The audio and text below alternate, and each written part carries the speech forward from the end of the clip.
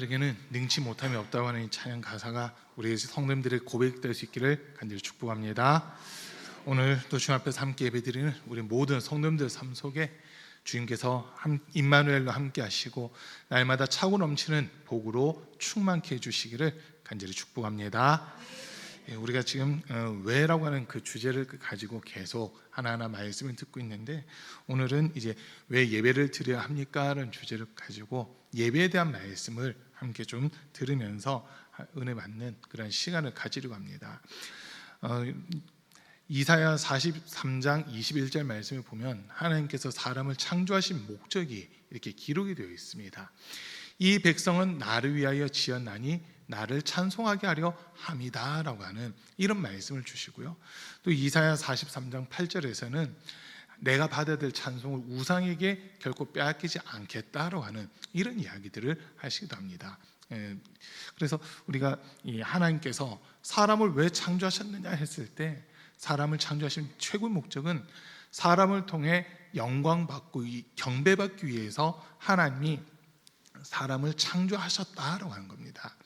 그런데 이제 예배라고 하는 이 단어를 의미적으로 이렇게 좀 살펴보면 프로스퀴네오라고 하는 그런 단어를 헬라어로 쓰고 있어요. 프로스퀴네오라고 하는 단어를 쓰는데 이게 두 단어가 지금 합쳐진 거거든요. 프로스라고 하는 단어하고 퀴네오라고 하는 단어가 합쳐졌는데, 프로스는 뭐뭐 앞에 이런 뜻이고요, 퀴네오라고 하는 것은 입을 맞추다라고 하는 그런 의미입니다. 그러니까 이게 이제 헬라 시대 때 이렇게 보면은 종들이 주인이 외출하고 돌아올 때 그 주인을 영접하는 모습이 종들이 무릎을 꿇고 주인의 발등에 입을 맞추는 이런 모습들이 있었다는 거예요. 그게 이제 예배하는 그런 모습인데, 하나님께 예배한다라고 할 때도 주님 앞에서 나를 낮추고 나를 구원해 주신 주님을 높인다라고 하는 이런 의미가 여기에 담겨져 있습니다. 그래서 우리가 예배라고 할 때 이거 이제 한자어로 이렇게 되어 있는데, 예자는 예의를 갖춘다로 하는 거고요, 배자는 엎드려 절한다로 하는 그런 의미거든요. 그래서 예배하면은 주님 앞에 나 자신을 납작 엎드린다로 하는 그런 의미가 포함이 되어 있습니다.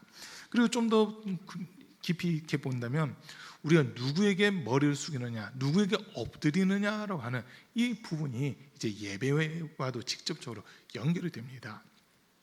옛날부터 보면 우리나라를 가리켜서 동방예의지국이라고 하는 그런 이야기를 하잖아요.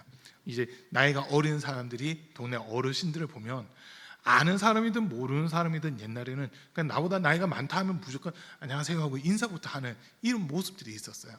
그리고 우리나라 이 존칭법 때문에 외국인들이 이것 때문에 참 헷갈려 한다고 하는데, 그것 때문에 우리나라가 어떻게 보면 더 예의를 중시하는 그런 나라로 인정받고 있잖아요. 근데 이때 인사를 하고 세배를 하는데, 명절 때 설날 돼서 우리가 세배를 한다고 할 때 아무나한테 세배하지는 않거든요. 옛날에는 뭐 보통 마을에 같은 동네에 사는 어르신들에게 인사를 하고 하는 이런 모습들도 있었지만, 실제 요즘에 이렇게 세배를 하는 모습을 보면 설날 돼서 아이들이 세배를 하거나 할 때 보면 누구에게 세배하느냐 했을 때 이제 제일 먼저 가족에게 이렇게 먼저 하게 되잖아요. 그래서 저희들도 명절에 이렇게 가족들이 모이면 저희 아버지 어머니가 앉아 계시고 자녀들은 저희가 먼저 부모님께 세배하고, 그 다음에 이제 저희 아이들이 이제 저희 부모님 입장에서 보면 손주들이 부모님께 세배를 해요. 그 다음에 이제 이 손주 되는 자녀들이 이제 저희에게 또 세배를 하는 이런 과정들을 거치는데, 이 세배하는 순서라든지 이런 것들을 놓고 볼 때 이게 누구에게 왜 세배를 하느냐라고 하는 이걸 우리가 질문을 한번 해봐야 되거든요. 세배를 내가 한다, 누구에게 머리를 숙인다라는 것은 당신은 나에게 절대적인 영향력을 끼치는 사람입니다, 이런 의미가 여기 담겨져 있다는 겁니다. 우리가 하나님 앞에 엎드려 경배한다, 엎드려 절한다고 할 때는 하나님께서는 내 삶의 절대적인 분이시고 내 삶을 절대적으로 이끄시는 분이시다라고 하는 이 믿음의 고백에서부터 예배라고 하는 것이 시작이 돼야 되는 겁니다. 그리고 이제 예배는 누가 드리느냐라고 하는 이 질문을 또 할 수 있는데요, 예배는 구원받은 성도가 드리는 게 예배입니다. 인류 최초의 예배가 가인과 아벨의 예배인데, 이제 그 두 사람의 예배를 보면 가인과 그의 제물은 하나님이 받지 않으셨지만 아벨과 그의 제물을 하나님이 받으시는 이 모습이 나타납니다. 왜 그랬을까라고 하는 이 질문을 사실 하게 되거든요. 겉으로 볼 때는 가인이 드린 제물이 더 어마어마해 보였을 겁니다. 가인은 농사하는 사람으로서 땅에서 난 것들 중에 가장 좋은 것들, 그리고 가장 아름다운 것들을 모아가지고 그것을 하나님께 올렸습니다. 그러나 하나님께서는 그것을 받을 수가 없었어요. 그런 반면 아벨은 1년 된 염소 한 마리, 1년 된 순양 한 마리를 하나님께 번제로 이렇게 올려드리잖아요. 재물의 양만 놓고 본다면 가인의 재물이 훨씬 많았습니다. 훨씬 많아요. 아벨은 양 한 마리지만 가인은 땅의 것들을 다 수확해서 하나님께 처음으로 예배를 드린 거기 때문에 최선을 다해가지고 정말 소위 상다리가 부러질 만큼 그렇게 곡식들, 채소들 이런 것들 다 모아가지고 하나님께 올려드렸거든요. 근데 하나님께서 아벨과 그의 제물은 받으셨지만 가인과 그의 제물은 받지 않으셨다라고 하는 이 표현이 나오는데, 왜 하나님은 누구의 예배는 받고 누구의 예배는 안 받으셨을까, 이런 질문들이 주어지더라고요. 근데 제가 내린 결론이 뭐냐면, 가인과 아벨이 드린 게 겉으로만 보는 것이 아니라 그 제물들이 담고 있는 의미들을 한번 생각해 보면 답이 나온다는 거예요. 먼저 가인이 드린 제물을 놓고 볼 때는 하나님께서 아담에게 선과 악을 알게 하는 나무 열매를 따먹은 아담에게 저주를 하시는데 이렇게 저주를 하십니다. 너가 선과 악을 알게 하는 나무 열매를 따먹었은즉 땅이 저주를 받아 가시덤불과 엉겅퀴를 낼 것이다. 너는 이마에 땀을 흘리며 그 땅을 경작해야지만 땅이 소출을 낼 것인데 이것이 너의 양식이 될 것이다. 이 말씀을 주시잖아요. 여기서 힌트를 얻는 거예요. 가인이 하나님께 올려드린 것은 죄의 결과물들을 하나님께 올려드렸다는 겁니다. 그러니까 그거는 하나님이 받으실 수가 없는 그런 모습이었어요. 그런 반면 아벨의 제물에 대해서는 하나님께서 아담과 그의 아내를 위하여 가죽옷을 지어 입히시는 그 장면이 있거든요. 아담과 하와가 처음 선과 악을 알게 하는 나무 열매를 따먹고 제일 처음 느꼈던 마음, 제일 처음 느꼈던 감정은 벗었기에 부끄러워 숨었나이다라고 하는 거잖아요. 하나님 앞에 설 수 없는 그 부끄러운 모습을 자기들이 가지고 있었던 거예요. 그런데 하나님께서는 에덴 동산에서 아담과 하와를 내쫓으실 때 그냥 내쫓으신 것이 아니라 가죽옷을 지어서 입혀주셔가지고 이들을 내쫓으시거든요. 그러니까 이들의 부끄러운 것과 수치된 것을 가려주시는 그 모습들이 있었고요. 그리고 또 하나님께서 하셨던 말씀, 선과 악을 알게 하는 나무 열매를 따먹으면 그날 너희는 정령 죽는다, 반드시 죽는다, 꼭 죽는다라고 하는 이 말씀을 하셨지만 그날 아담과 하와를 대신해서 짐승이 죽은 거예요. 짐승이 죽고 그 가죽으로 이 옷을 입혀 만들어 주시는, 이게 하나님의 은혜였다는 거거든요.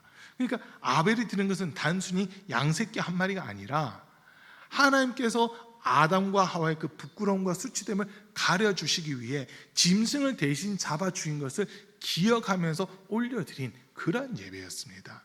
그러니까 하나님께서는 아벨의 제사는 받으실 수밖에 없고 가인의 제사는 받지 못하는 이런 상황이 되어 있었던 겁니다. 그러니까 여기서도 이제 우리가 힌트를 얻는 거예요. 예배는 내가 구원받은 것에 대한 감사를 표현하는 것이 예배구나라고 하는 겁니다. 그렇게 우리는 이 예배에 최선을 다하셔야 돼요. 예배의 자리에 여러분 끝까지 지키셔야 됩니다. 예배는 드려도 되고 안 드려도 되고가 아니고요, 예배를 하나님이 받으시는 거거든요. 하나님께서는 지금 이 예배를 드리는 이들을 보면서 정말 구원받은 사람이 누군가, 이걸 지금 찾고 계시는 겁니다. 구원받은 은혜에 대해서 감사를 하고 하나님께서 내게 베풀어 주신 그 은혜를 기억하며 주님 앞에 나온 성도가 누군가, 그래서 그들에게 은혜도 다하여 주시고 복도 주시는 이런 모습들이 나타나야 되는 겁니다. 그래서 우리는 예배를 드린다고 할 때 어떤 분들은 예배한다, 예배 본다, 예배 드린다, 막 이렇게 여러 가지 표현하는데 제일 정확한 표현은요, 예배는 드리는 겁니다. 예배 본다는 표현은 코로나 시대에 딱 맞았어요. 집에서 유튜브 가지고 이렇게 보는 사람들은 예배를 보는 사람들, 그건 보는 거예요. 예배를 드린다고 할 때는 제일 먼저가 뭐냐면 하나님께서 정하신 곳, 하나님께서 자신의 이름을 두려고 택하신 곳에 내가 나오는 수고를 먼저 해야 되고요. 이게 1번이에요. 나오는 수고를 하고 그곳에서 주님 앞에 11조와 감사 예물과 여러 가지 예물들을 올려드리면서 기쁨을 함께 누리는 것, 이게 예배가 돼야 되는 겁니다. 신명기 12장에 있는 말씀을 보면 하나님께서 이 말씀을 정확히 해주시거든요. 우리가 원하는 어디서나 예배를 드린다가 아니라 하나님께서 자신의 이름을 두르고 택하신 곳에 나와서 예배를 드려야 된다라고 하는 이런 말씀을 주고 계세요. 나중에 여러분 신명기 12장 한번 읽어보세요. 1절부터 그게 쭉 나오거든요. 우리가 어디에다 헌금하느냐, 이것도 역시 예배의 한 부분인데, 그것도 역시 그곳에 주님께서 택하신 그곳에서 11조도 드리고 번제도 드리고 속죄제, 속건제, 화목제 등 모든 것을 드리면서 그곳에서 온 가족들이, 또 그곳에 모인 사람들이 함께 기뻐하고 즐거워하라라고 하는 이런 말씀을 우리에게 주고 있습니다. 그렇게 우리는 어디서 예배 드릴 거냐 했을 때, 하나님께서 구약시대 때는 성전에서 예배를 드렸잖아요. 근데 이제 예수님이 십자가에서 죽고 부활하신 이후에는 하나님이 자기의 피로 값주고 세우신 교회, 이 교회를 통해서 예배를 받으시고 영광을 받으신다라고 하는 겁니다. 그리고 이 예배는 언제까지 드려야 되느냐? 예배는요, 우리가 천국 가서도 계속 예배는 드리게 돼요. 우리가 이사야 6장에 있는 말씀을 쭉 보면 이사야가 하나님께 소명을 받는 장면들이 쭉 기록이 됩니다. 1절부터 이제 이사야가 우시야 왕 때 환상을 보면서 이렇게 환상을 보는 장면이 기록되어 있는데, 성전 안에 주의 옷자락이 덮여져 있고 주의 영광이 가득 차 있으며 그곳에 이제 나에게 6달린 스랍들이 나에게 둘러는 날고 나에게 둘러는 얼굴을 가리고 나에게 둘러는 발을 가리면서 하나님을 찬양하는데 거룩하다 거룩하다 거룩하다라고 하면서 하나님을 찬양하는 이런 모습이 이렇게 기록되어 있습니다. 그때 이제 이사야가 소문을 받게 되는 거거든요. 나를 위하여 내가 누구를 보낼 것인가 라고 하는 이 음성이 들려지고 이사야가 주님, 제가 여기 있습니다, 저를 보내주십시오 라고 하는 이런 고백들을 하게 되는 이 장면이 나옵니다. 자, 그리고 또 요한계시록 5장 7장에서 보면 하늘에서 예배드리는 장면들이 기록되어 있거든요. 요한계시록 이렇게 읽어보면 1장에서는 이 계시를 주신 분이 누군지 이걸 소개하고 있고요. 2장과 3장에서는 소아시아에 있는 7교회에 대한 모습들이 나오고, 그리고 5장에 가서 보면 하늘에서 예배를 드리는 장면들이 기록되어 있습니다. 그리고 7장에 가서 보면 14만 4천이라는 숫자가 나오고 그 뒤에 각 나라, 민족, 언어, 백성들로부터 온 능히 셀 수 없는 많은 무리가 하나님을 찬양하는 이런 장면들이 기록되어 있어요. 그런데 그때 24장로들이 14만 4천이라고 하는 이스라엘 사람들 말고 그 뒤에 각 나라와 민족에서 오는 허다한 사람들, 셀 수 없는 이 사람들을 가리켜서 이들은 누구며 어디에서부터 온 사람들이냐라고 하는 그 질문을 하거든요. 그 사람들이 누구냐 했을 때 이제 천사들이 대답을 하기를, 이 사람들은 많은 환난을 견디면서 예수님을 믿은 사람들, 예수님의 그 피의 공로를 인정하고 믿음으로 주님 앞에 나온 사람들입니다라고 하는 그런 이야기를 합니다. 그들이 입고 있는 옷이 하얀 옷인데 능히 사람이 빠일 수 없을 만큼 깨끗하고 하얀 세마포 옷을 입었다고 되어 있는데, 그것은 예수의 피로 그 옷을 빨았기 때문에 희어졌다라고 하는 그 이야기를 하거든요.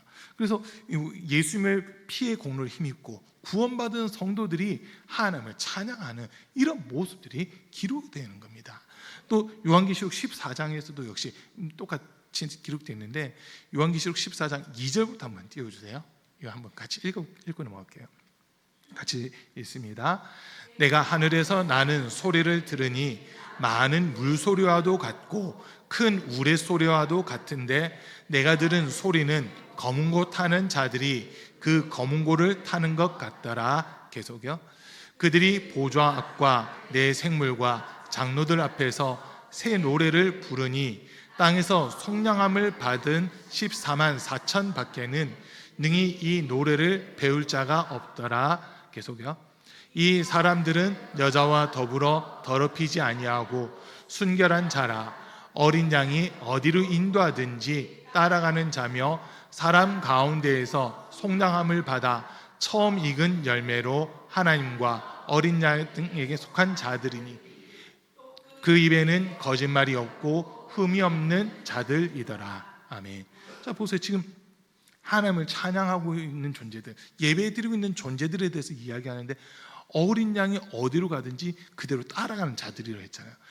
어린 양은 예수님을 나타내거든요. 그러니까 예수님이 가는 곳을 그대로 따라가는 믿음의 성도들이 하나님을 찬양하고 예배하고 있다라고 하는 이 이야기를 우리에게 하고 있는 겁니다.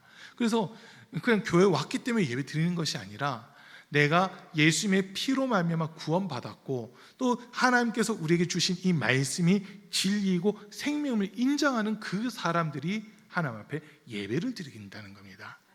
오늘 이 자리에서 예배드린 저와 여러분들은 예수님의 피로 구원받은 성도라는 하는 것을 먼저 인정하셔야 됩니다.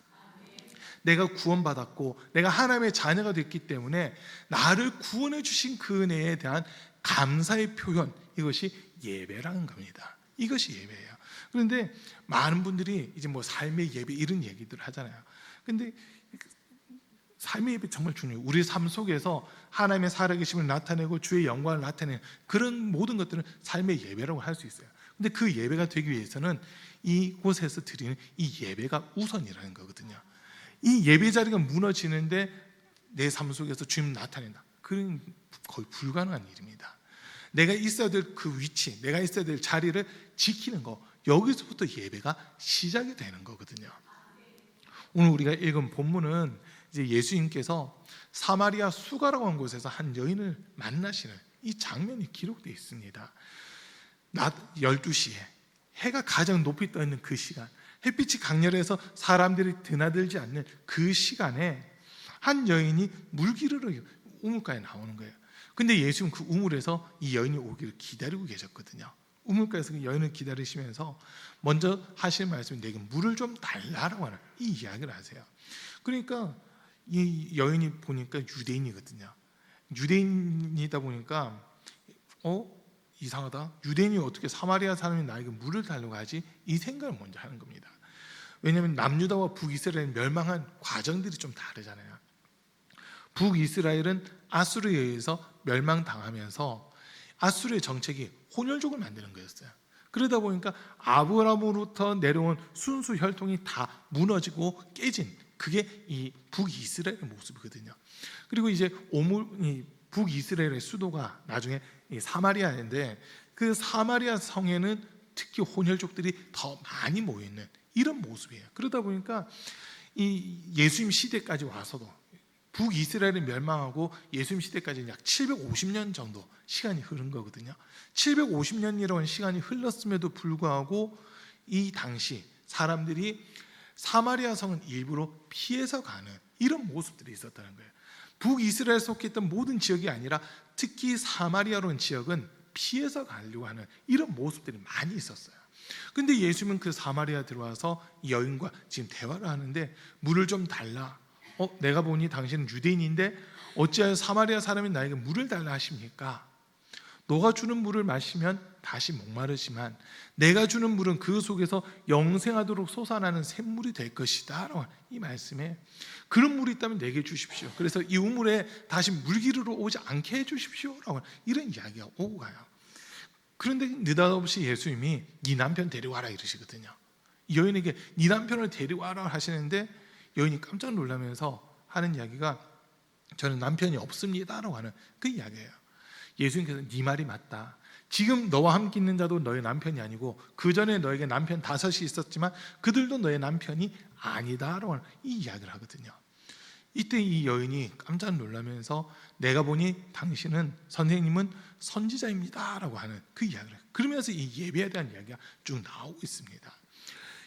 어떻게 예배를 이 여인의 생각은 이 산에서 우리는 예배드리는데 라고 하는 그 이야기를 하잖아요. 그 산이 어디냐면 그리심산이거든요. 그리심산.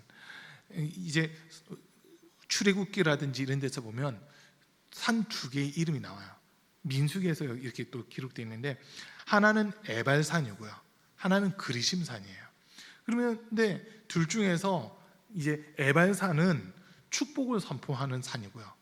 그리심산은 저주를 선언하는 산이거든요. 그런데 사람들이 지금 그리심산에서 예배를 드린다라고 하는 이 이야기를 합니다. 이거 왜 그럴까? 지금 이 표면적인 것만 놓고 볼 때는 이해가 안 되잖아요. 축복을 선포하는 이곳에서 예배를 드려야 되는 게 아닌가라고 하는 그 생각을 가질 수 있는데, 사람들의 생각은 반대더라고요.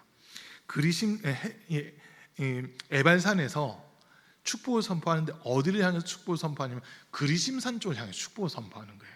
그러니까 축복의 말들을 듣는 곳은 그리심산이거든요.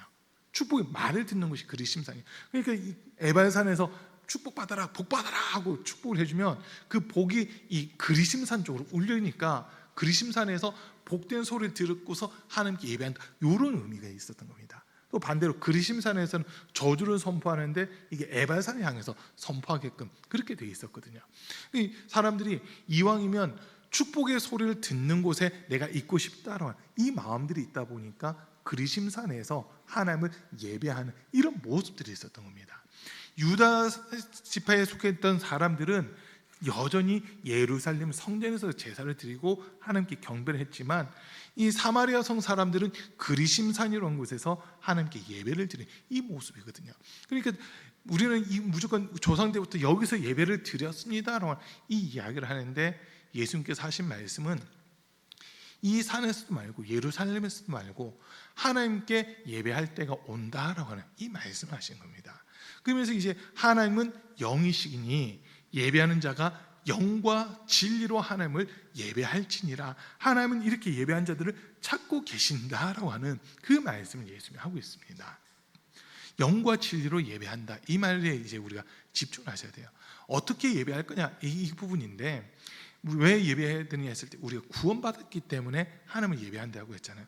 하나님이 천지의 주인이시고 유일한 창조주이시고 우리를 구원하신 유일한 분이시기 때문에 우리가 하나님께 예배를 드리는 겁니다. 근데 이 예배라고 하는 말을 아까 영어에서는 흔히 워십이라고 하는 그런 단어를 써요. 근데 그 비슷한 단어가 있더라고요. 그게 뭐냐면 만세라고 하는 단어예요.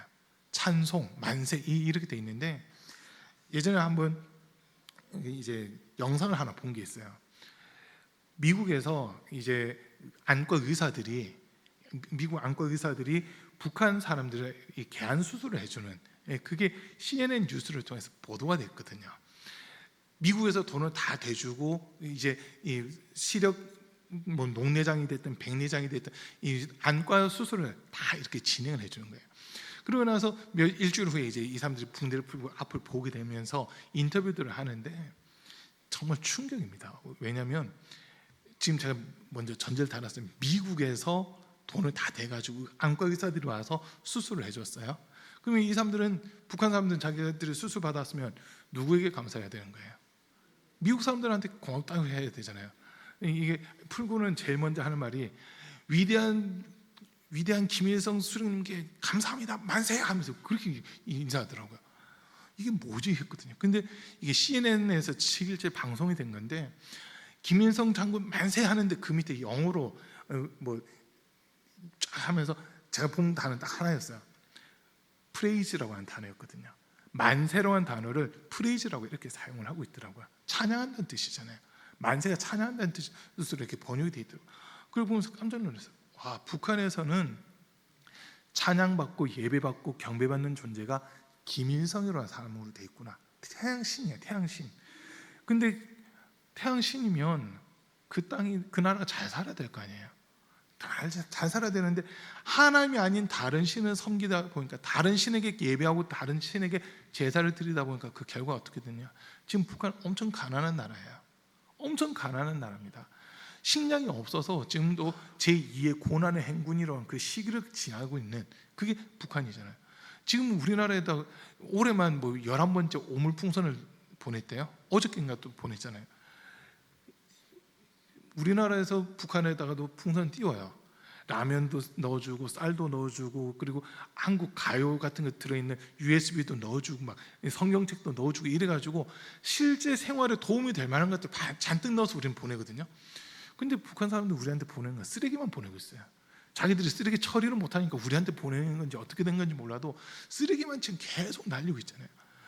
지금 이 모습이 왜 이렇게 나타났냐 했을 때 그들이 예배 대상을 잘못 잡고 있기 때문입니다. 하나님께 예배하고 하나님께 영광 돌려야 되는데 하나님이 아닌 김인성 높이고 김인성 만세 막 이러니까 그 땅이 저주를 받을 수밖에 없고 가난에 매일 수밖에 없는 이런 모습이라는 거거든요. 하나님은 분명 자기를 찾는 자들에게 상 주신다고 약속하셨습니다. 히브리서 11장 6절에서 보면 믿음이 없이는 하나님을 기쁘시게 하지 못하나니 하나님께 나간 자는 반드시 그가 계신 것과 또한 그가 자기를 찾는 자들에게 상 주시는 이심을 믿어야 할지니라 라고 이렇게 우리에게 알려줍니다. 그러니까 하나님은 자기를 찾는 자도 외면하지 않고 상을 주시는 거예요. 가장 좋은 것들로 대접해 주시고 은혜를 베풀어 주신 분이 우리 하나님이십니다. 그래서 우리가 하나님께 예배 드리는 거예요. 예배를 드린다 이 말은 다시 좀 바꿔서 얘기하면요, 내가 이분에게 속해 있다라고 하는 그 의미거든요. 내가 하나님께 예배를 드린다 했을 때는 나는 하나님께 속한 사람, 하나님의 나를 다스리시고 통치하시고 나를 인도해 주시는 그 은혜 가운데 가는 사람입니다. 이 의미가 하나님께 예배 드린다라고 하는 의미가 되는 겁니다. 내가 누구에게 엎드려 절하느냐, 이게 매우 중요한 부분이거든요. 아까 가인과 아벨 얘기 잠깐 했잖아요. 아벨은 하나님이 그를 받으셨어요. 그런데 가인과 그의 제물을 하나님이 받지 않으셨거든요. 하나님이 받지 않는 이 예배는 어떻게 되느냐? 마귀가 가져가는 거예요. 지난주 우리가 말씀도 봤지만 마귀는 예수님에게까지 절받으려고 했던 존재거든요. 그러니까 하나님이 받지 않으시면 그건 전부 다 마귀가 가져가요. 바꿔서 얘기하면요, 마귀가 예배를 가져왔다, 이거는 이제 마귀의 지배를 받게 된다라고 하는 말이거든요. 그래서 가인에게서 나타난 모습이 뭐냐? 동생 아벨을 돌로 쳐 죽이는 겁니다. 최초의 살인죄가 하나님께서 받지 않으시는 예배를 올린 사람이 저지른 죄인데 살인이라는 이 죄가 되더라는 거거든요. 그런 반면 아벨은 최초의 순교자로 이름이 올라가 있는 겁니다. 최초의 순교자. 하나님이 아벨과 그의 제물을 받으셨는데 가인이 아벨을 돌로 쳐 죽였기 때문에 최초의 순교자로 이름이 올라가고, 아벨을 대신해서 셋이 태어나게끔 하고 셋을 통해 아담의 계보가 이어지는 이 모습들이 성경에 기록되어 있잖아요. 그걸 보면서 예배에 성공하면 하나님이 책임지신다라고 하는 겁니다. 그래서 우리 사랑하는 성도님들 항상 예배 성공자 될 수 있기를 축복합니다. 예배에 성공한다는 것은 하나님이 받으실 만한 예배를 내가 올려드린다는 거거든요. 그게 이제 금방 말씀드리는 영과 진리로 드리는 예배라고 하는 겁니다. 영과 진리로 드리는 예배. 옛날 개역 한글판에서는 신령과 진정으로라고 하는 이런 표현이 되어 있었어요. 신령과 진정으로 예배 드려야 된다라고 되어 있고, 개역 한글판에서는 영과 진리로라고 하는 그런 표현으로 되어 있습니다. 그리고 이제 이 요한복음에서는 우리가 쓰고 있는 이 세 번역에서는 역시 영과 진리로라고 이렇게 되어 있잖아요. 그럼 이 영은 뭐고 진리는 뭐냐 했을 때, 영은 하나님의 영, 성령을 나타내는 겁니다.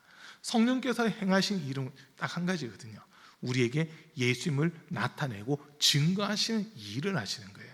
그러니까 영으로 예배한다 했을 때 결국 예수님을 이름을 의지하고 예수님으로 우리가 예배한다라는 이 의미가 되는 거고요. 그다음에 또 진리라고 했을 때 진리는 이제 말씀으로도 연결이 되잖아요. 근데 모든 말씀은 예수님을 증언하는 것이다 했기 때문에 영과 진리로 예배한다 이 말은 결국은 예수 그리스도의 피의 공로를 인정한 그 믿음으로 드리는 예배, 이거를 하나님이 받으신다라고 하는 겁니다.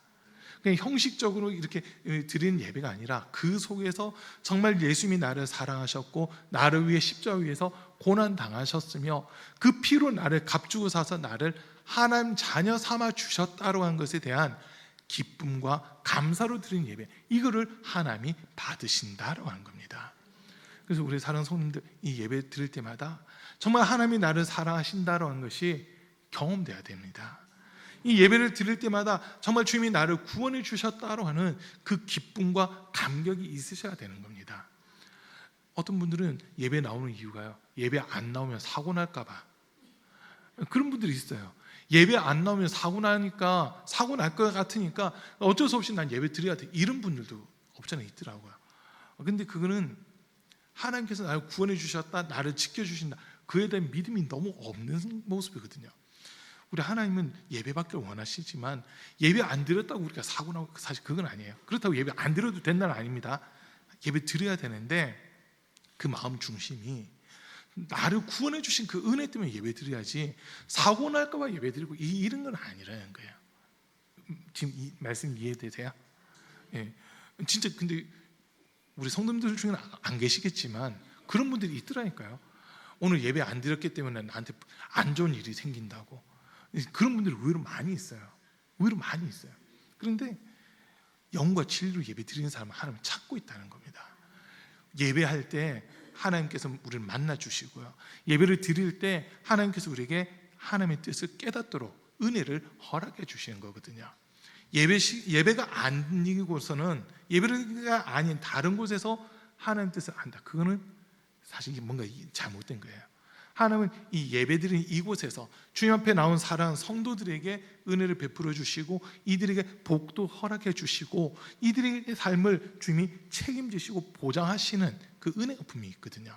그러면서 이 예배의 제일 중심에 어떻게 보면 말씀이 있고, 그리고 뭐 어떤 분들은 말씀과 성례전 이 두 개가 예배 반드시 들어가야 된다 얘기를 하시는데, 요즘 근데 성례전보다는 말씀에 사실 많이 치우쳐 있는 거 맞아요.